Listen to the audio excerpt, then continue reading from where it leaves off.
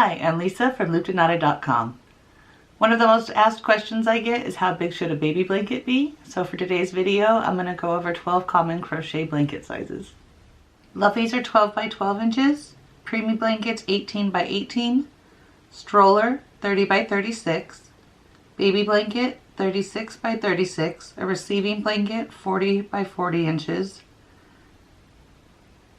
crib size is 40 by 60, toddler 42 by 52, lap blanket 36 by 48, throw blanket 52 by 60, twin size bed 60 by 90, queen size 80 by 90, and king size 100 for 110 inches.